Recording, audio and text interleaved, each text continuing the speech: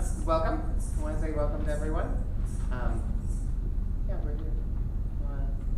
This is our first of our artist talk series, and so we're bringing in different artists from around the country, and they're doing a workshop, and then they're coming and giving these lecture demonstrations as a way to give us insight into how art is moving through the world. And so it's been a huge week for us here.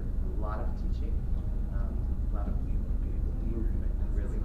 I want to just say thank you to Lyda. Really, Lyda was and just helping to bring these ideas into fruition. We have a whole department of people. Hello, come in, come in. A whole department of people who are making this work happen. And that department is Mike Capitello up in our lighting booth up there. Kari Barini. And then we have Laurel Jenkins. We have Tiffany Wilbur, who's been helping out in the office. She's the best office manager ever. And of course we have Krista Brown. And so, without further ado, I want to introduce Subashini Ganesan-Forbes. And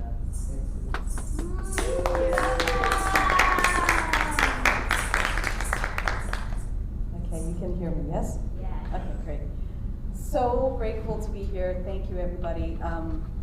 Thanks for allowing me to share Bharatanatyam and how it moves through my body with all of you.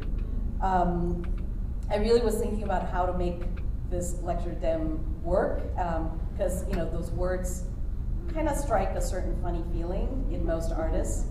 I mean, there might be exceptions, but and I want to give you everything. So I'm structuring it in ways that I'm hoping will offer you the opportunity not just to get education about the art form, but also a sense of what it is around emotion and around embodiment. So the form that is a foundation in my body is Bharatanatyam. Bharatanatyam comes from the southern part of India, from the area called Tamil Nadu.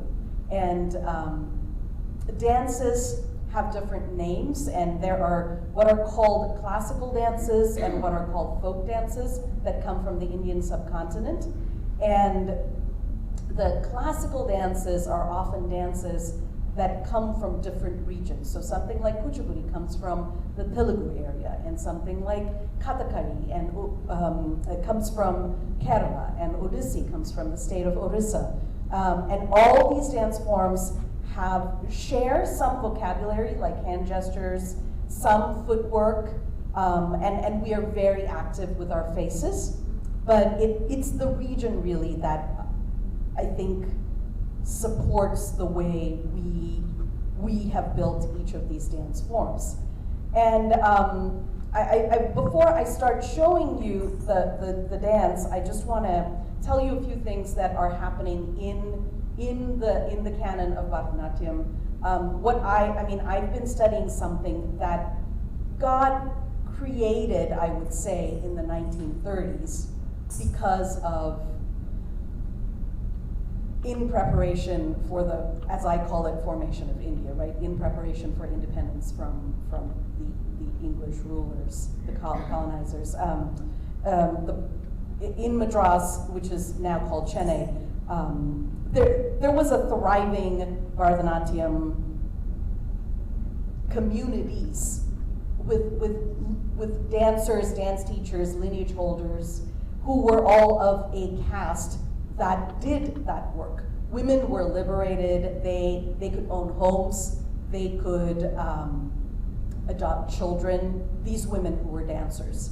And there was a sort of clash between these women who were learned and had more social capital than the women who were housewives. And many of them who had power in the politics were of the Brahmin caste, which is the high caste, and I have to own my privilege because I come from that caste as well. So in the 30s, there was this whole deliberate work to take away the privileges of dance from these women from the Ise Velala caste, so as to say, communities, and to kind of really appropriate it into the Brahmin bodies as a way to make the dance purer.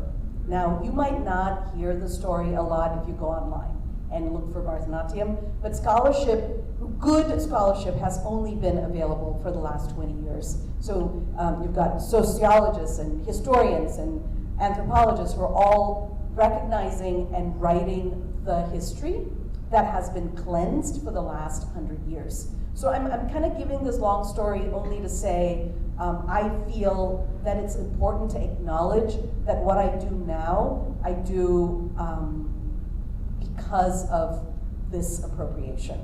And I battle that internally, and I work to figure out what it means to raise the voices and visibility for some of these women who are still around creating, but are not getting the same opportunities. So I don't have the solutions, but I also feel like it's important to talk about it when I'm being given a platform to showcase the dance form. And I have one extra layer. This is what's going on in India. I was born and raised in Singapore, so I'm raised dancing, learning to do this form through a teacher, husband and wife, who are from India but have learned from the lineage form, not from this institutionalized way of having appropriated it. And I'm living in Singapore, learning from them in a multicultural society. And so Bharatanatyam to me is what you see being fused with Chinese poetry or Malay music, or thinking about how do we do this dance as a community of Indians and non-Indians together. So in a way, I was super naive to the fact that this was so codified back in India.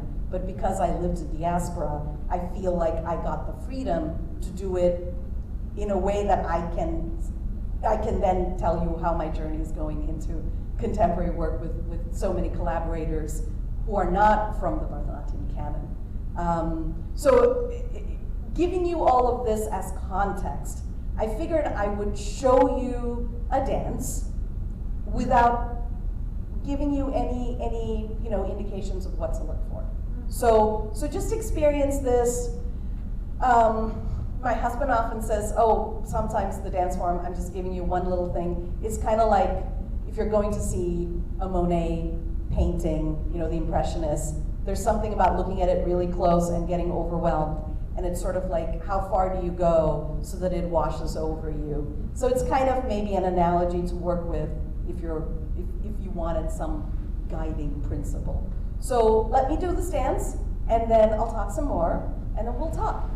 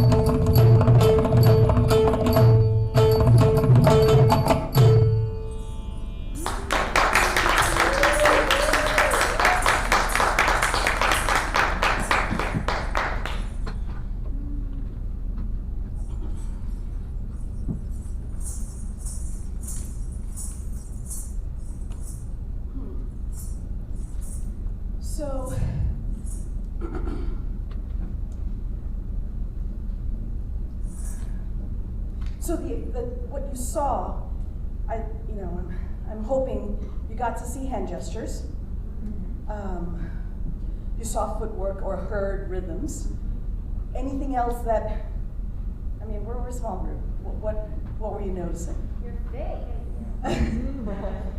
Yeah. So face, so the word mudra is perhaps known to some of you, and mudra is gesture.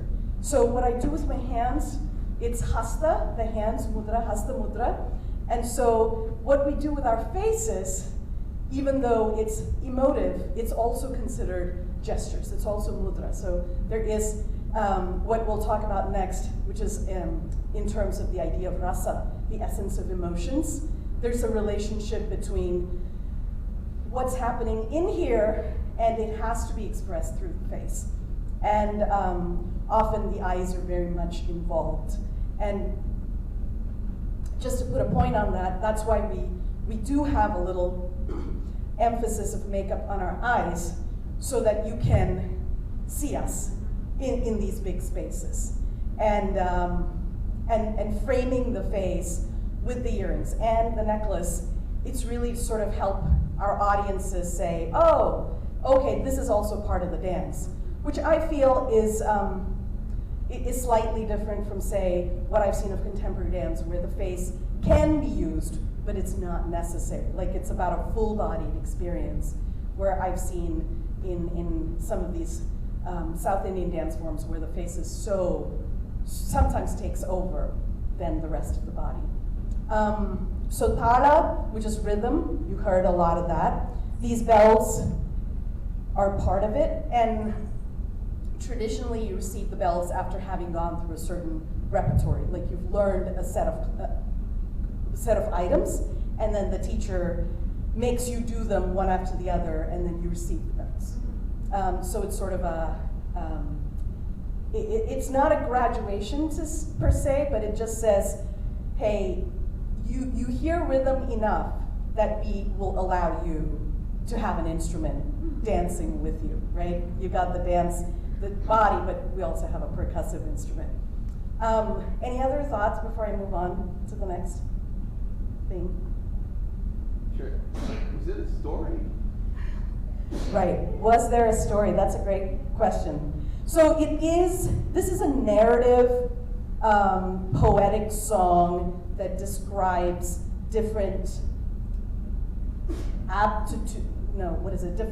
different features of Lord Nataraja, which you saw me do, which you probably have seen a lot if you go to yoga studios, and also known as Shiva. Shiva is, if you were to follow the triumvirate in the Hindu mythology, you've got Shiva, Vishnu, and Brahma, and Shiva is considered to be the destruction god. So this had a lot of, like, if you were to write those essays where, and her eyes were blue, and she wore blue trousers, and this lovely red, so we're describing different attitudes as well as features of Shiva.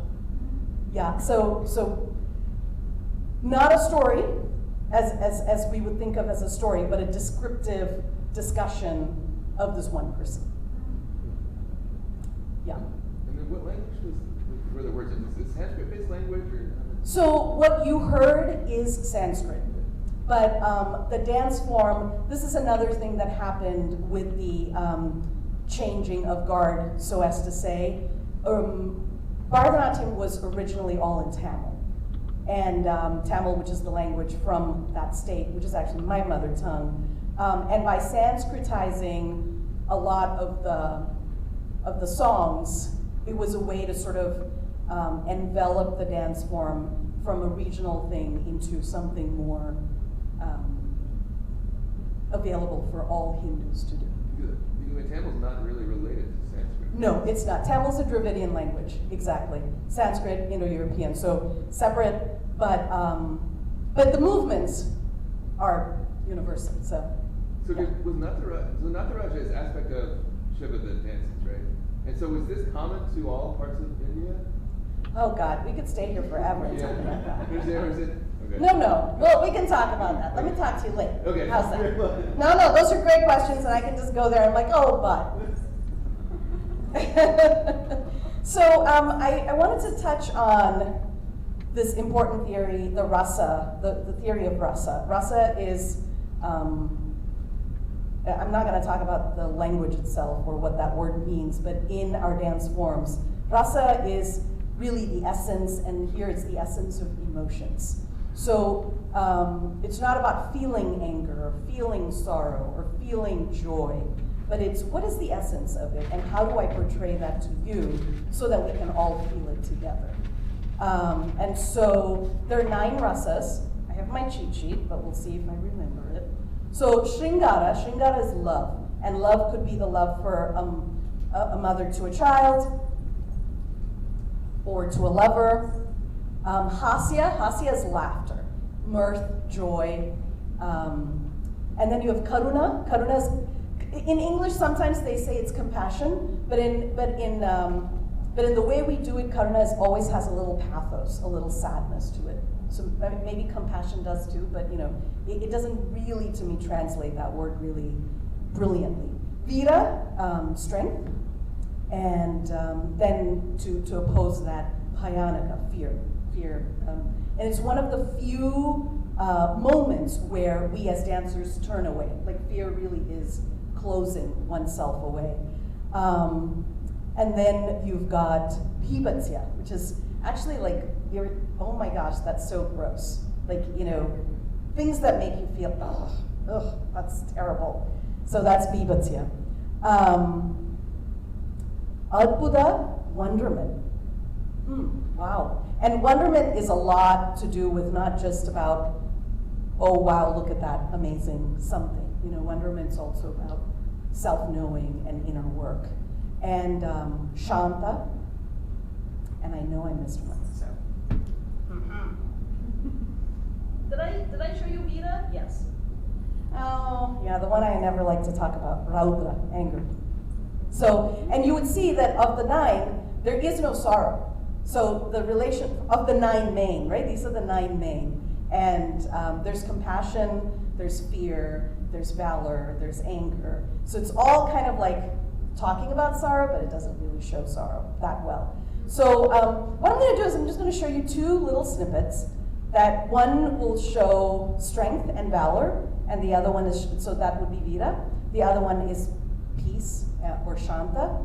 And then, I'm now wearing my glasses, so I don't know what time it is, but maybe we can open up to a few other questions, and then I'll show you something that I've been creating as my thinking around how do I take this form that is so canonized and in my body and build with what I feel and know now.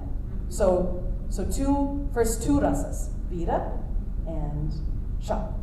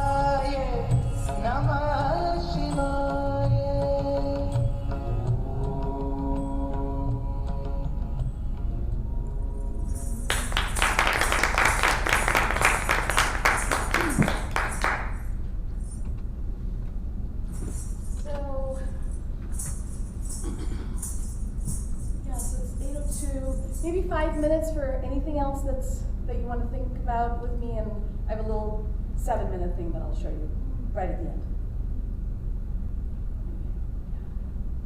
Yeah, I'm curious about, I feel like this form is about layering, and I'm curious if you could talk about what that is for you. Or maybe Yeah.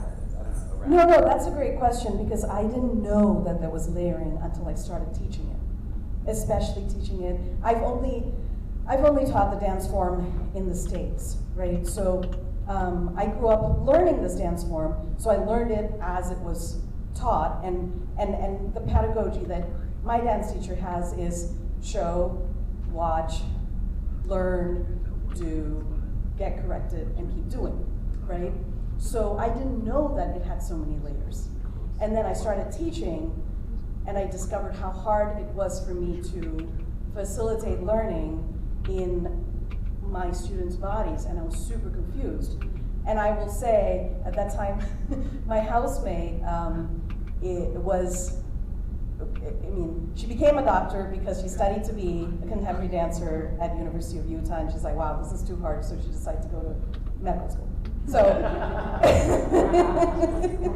so I had this great person to go home and be like, what is going on? And so she helped me understand all the things that are going on in order for even one thing to happen.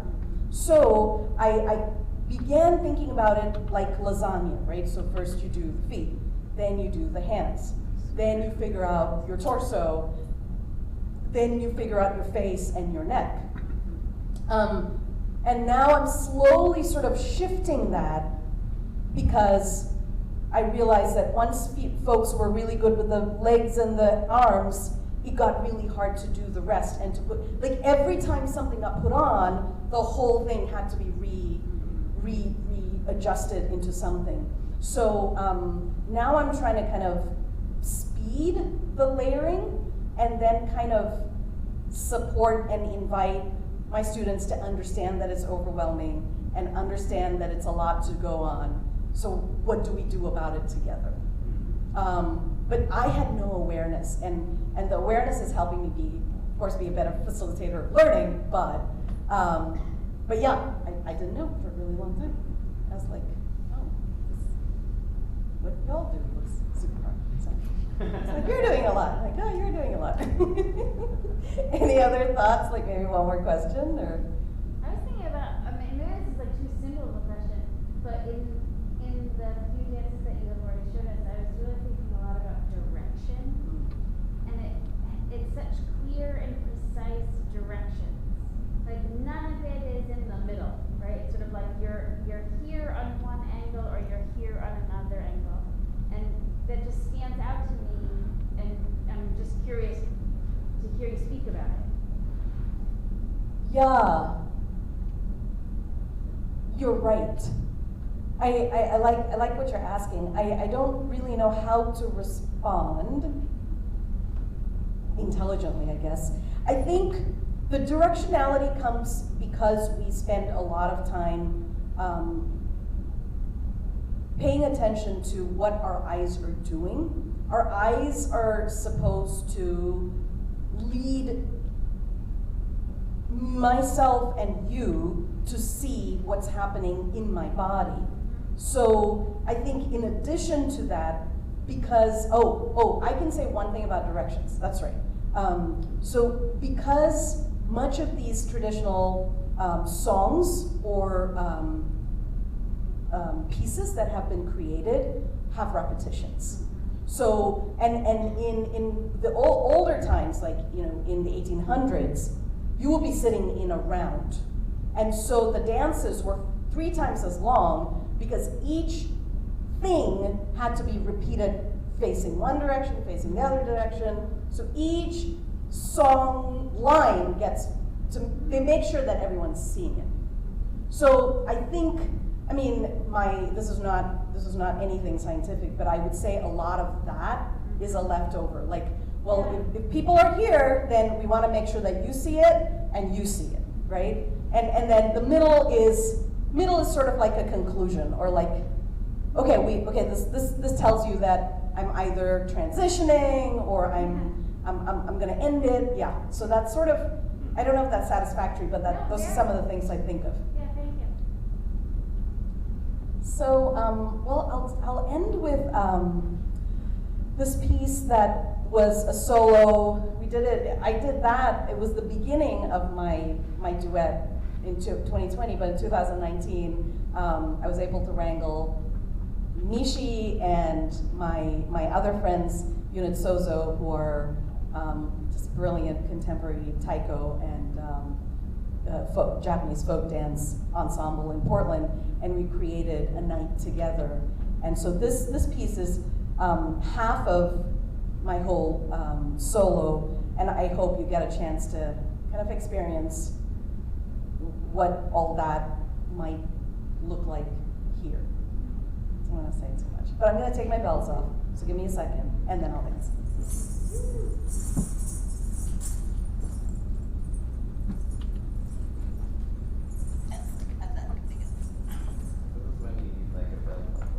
A what? A bell helper. No. We've got time. You're an intimate audience. I can answer something else as I'm taking it off. I do have a question, also possibly from a really simple standpoint, because I don't know as much about this. How much of this was strictly each step and movement choreographed, and how much of it is based off of all of these different, like, was there this is step 1, 2, 3, etc., or how much of it was built together based off of known steps?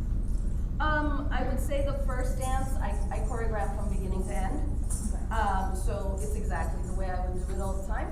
And the second one, those little snippets, I kind of work with an essence of the emotion, and it shows up in different ways. So it's sort of related to, you know, the meter of the music and the words when they are there, but otherwise it's using like the vocabulary to make it happen in the moment. Yeah. Yeah. Okay, I'll go for it.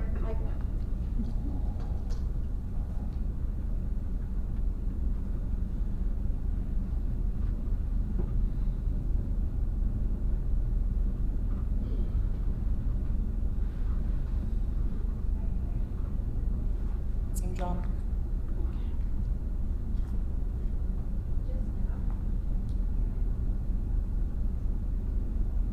You could say black holes are playing drums out there. Space-time is the drum, and the black holes are the mallets.